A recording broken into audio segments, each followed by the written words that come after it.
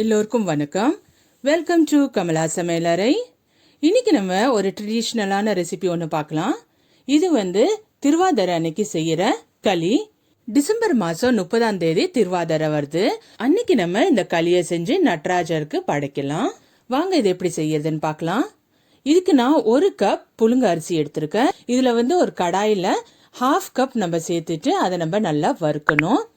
கொஞ்சம் கொஞ்சமாவே சேர்த்துக்கோங்க, இல்லைன்னா அது நல்லா வராது. அதனால 1/2 கப் சேர்த்துட்டு இந்த மாதிரி நல்லா பொரியிற அளவுக்கு லைட் ப்ரௌன் ஆகிற வரைக்கும் நல்லா நம்ம அதை வறுக்கணும். ஸ்டவ் மீடியம் ஃப்ளேமில் வச்சுக்கோங்க.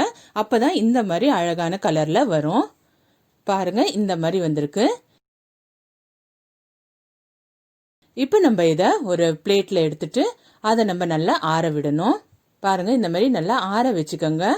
இதை நம்ம பவுடரா அரைக்கணும், அதனால நல்லா ஆற வச்சுக்கோங்க. இப்போ இன்னொரு 1/2 கப் இருந்தது, அதையும் நம்ம சேர்த்துட்டு இந்த மாதிரி நல்லா ப்ரௌன் கலர்ல வறுத்துட்டு ஆற வச்சுக்கலாம்.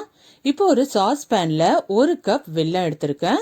1 கப் அரிசிக்கு 2.5 கப் தண்ணி தேவைப்படும். நான் ஃபர்ஸ்ட் 2 கப் சேர்த்திருக்கேன், அதுக்கப்புறம் 1/2 கப் சேர்த்துக்கலாம். இது நல்லா கரைஞ்சா போதும். இப்போ நம்ம வறுத்து வச்சிருந்த அரிசி ஆறிடுச்சு. இதை நம்ம ஒரு மிக்சி ஜார்ல சேர்த்து அரைச்சி எடுத்துக்கலாம். பாருங்க, இந்த மாதிரி அளவுல அரைச்சி எடுத்துக்கணும். இந்த அளவுக்கு பவுடரா இருந்தா போதும். இப்போ நம்ம இதை ஒரு பவுல்ல எடுத்துக்கலாம். எடுத்துட்டு இதே மாதிரி இன்னொரு பேட்சையும் நம்ம அரைச்சி எடுத்துக்கலாம். இப்போ நம்ம ஒரு கடாயில கரைச்சி வச்சிருந்த வெல்லத்தை வடிகட்டி சேர்த்துக்கலாம். இதுல நம்ம 1/2 கப் துருவின தேங்காய் சேர்த்துக்கலாம். கொஞ்சமா உப்பு சேர்த்துக்கோங்க. 1/2 ஸ்பூன் ஏலக்காய் தூள் சேர்த்துட்டு நல்லா மிக்ஸ் பண்ணி விடுங்க. இது ஒரு 2 to 3 செகண்ட் கொதிச்சா போதும். நல்லா கொதிச்ச பிறகுதான் இதுல நம்ம மாவு சேர்க்கணும்.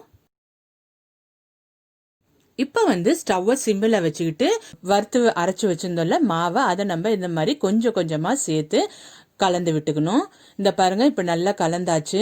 இதை மிக்ஸ் பண்ணும்போது கொஞ்சம் கேர்ஃபுல்லா மிக்ஸ் பண்ணணும், இல்லைன்னா கட்டி தட்டிடும். அதனால கொஞ்சம் பார்த்து செய்யணும். இது எங்க அம்மா எக்ஸ்பீரியன்ஸா இருக்கிறதுனால அப்படியே நல்லா மிக்ஸ் பண்ணி விட்டுடுறாங்க.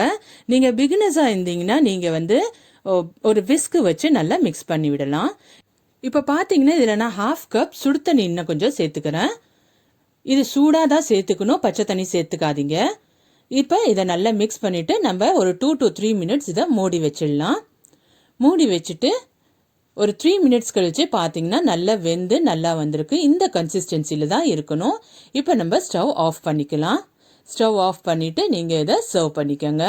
திருவாதிரை அன்னைக்கு இந்த மாதிரி களி செஞ்சு நடராஜருக்கு படைச்சிங்கன்னா ரொம்பவே நல்லது. இந்த ரெசிபியை ட்ரை பண்ணி பார்த்துட்டு உங்க ஃபீட்பேக்கை கமெண்ட் செக்ஷன்ல சொல்லுங்க. நீங்க என் சேனலை இப்பதான் ஃபர்ஸ்ட் டைம் பாக்குறீங்கன்னா என்னோட சேனலுக்கு சப்ஸ்கிரைப் பண்ணி வச்சுக்கோங்க.